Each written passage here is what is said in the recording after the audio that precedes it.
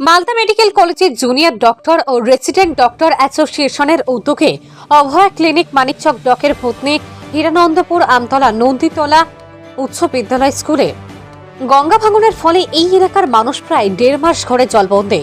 বুধবার সকালে Malda medical college হাসপাতাল থেকে বেরিয়ে মানিকচকের শঙ্করতলা ঘাট থেকে নৌকায় গঙ্গা পথে প্রায় 12 কিলোমিটার অতিক্রম করে হিরানন্দপুর এলাকায় আসে চিকিৎসকরা।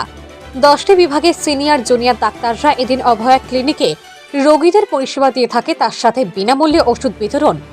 এ নিয়ে মালদা মেডিকেল কলেজ হাসপাতালে জুনিয়র ডক্টর ও রেসিডেন্ট ডক্টর অ্যাসোসিয়েশনের পক্ষ থেকে মালদা জেলা জুড়ে এখনো পর্যন্ত 3টি অভয়া ক্লিনিক হয়ে গেল।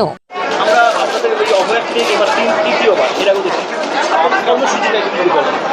আমাদের কর্মসূচি আপাতত আমরা তো আংশিকভাবে আমরা কাজে ফিরে গেছি এবং যেহেতু একটা টাইমে সাধারণ মানুষ আমাদের পাশে এসে দাঁড়িয়েছিল, তাই আজকে যখন এই সব যেসব এলাকা বন্যা দুর্গত হয়ে আছে তাই আমাদের কাজ হচ্ছে যে আমরা WBJDF এবং মালদা মেডিকেল কলেজের RDA-র তরফ থেকে এই ভূতনিতে এসেছি এই বন্যা দুর্গতদের মানুষের পাশে দাঁড়াতে। কারণ এখানে প্রচুর মানুষ, আপনারা দেখতেই পাচ্ছেন পেশেন্টের কি লোড হয়ে আছে।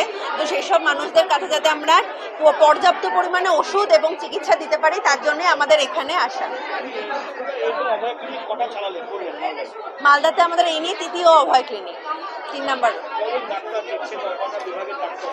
এখানে আমাদের সমস্ত বিভাগের স্পেশালিস্ট ডাক্তার বাবুরা আছেন, medicine, chest medicine, dental, paediatrics, obs and gynae, I, ENT, মানে সবকটা সাবজেক্ট, ডার্মাটোলজি, সমস্ত সাবজেক্টের সমস্ত সাবজেক্টের স্পেশালিস্ট ডাক্তাররা এখানে উপস্থিত আছেন।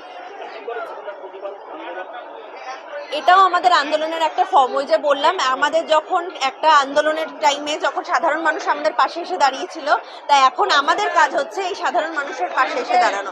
সেই জন্য আমরা বন্যা দুর্গতদের মানুষের পাশে এসে দাঁড়িয়েছি এবং তাদেরকে সেবা দিচ্ছি। হ্যাঁ, সবকিছু চলছে, আরো চলবে আস্তে আস্তে। এখন আপাতত আমরা এটা নিয়ে আছি, খুব শীঘ্রই আমরা আবার র্যালি বার করব, আবার মিছিল বার করব। কলকাতাতে 27শে সেপ্টেম্বর একটা গণকনভেনশনও আছে, সেখানেও আমরা যোগদান করতে যাব।